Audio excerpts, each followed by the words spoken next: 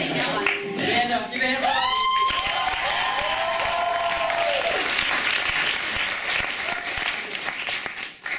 I like your hair. Thank you. There's this hill in Santa Cruz that turns yellow in the rainlessness of California summer.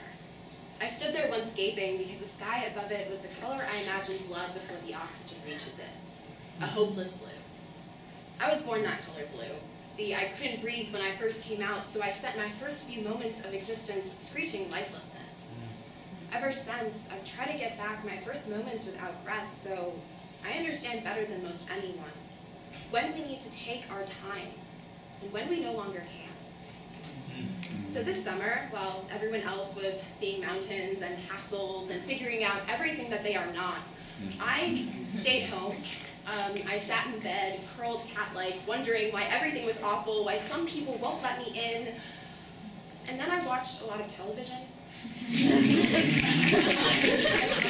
admiring the way it squeezes entire years into 22 half-hour slots, and I thought, this has got to be some kind of magic. Then one morning, I woke up at noon, which means that it wasn't really morning, and I made a slice of toast with squished avocado, and as I ate it, I realized that when people told me to swallow my losses and heartbreaks, they meant to let myself taste them. I learned that it's okay if parts of me never stop belonging to people with eyes like sea glass who make me feel like maybe everything isn't ending, because right now might not be the time to have them here beside me. But this summer, the palm trees promise me that I will find people to belong to again, elsewhere, or maybe just elsewhen. See, last semester, my professor described time like a fabric that we fold and put down.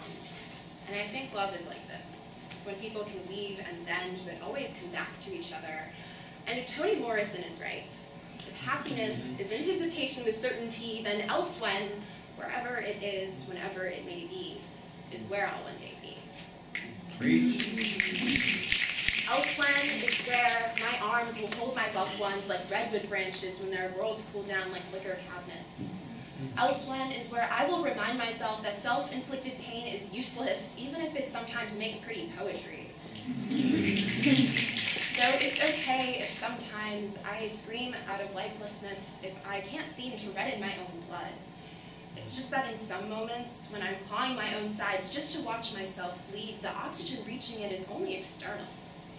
And if I want to be my own redemption, I have to stop the screams, fill up the spaces in my ribcage with my own breath, and look down into the eyes of those who have walked out with me in the rain and back in it. Look down at their hands, then stand and give them up slowly.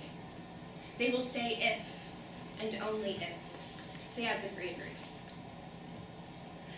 This is when I will realize that there are so many benches in Prague that I haven't sat on. That there are so many French words I have yet to learn or pronounce properly. That there have got to be other boys wearing wrinkled band t-shirts. That there are so many snowdrifts south of this equator that I've never skipped through. And my words, my worthy, lovely, wonderful words, my words will be screeching something close to redemption. I will feel whole.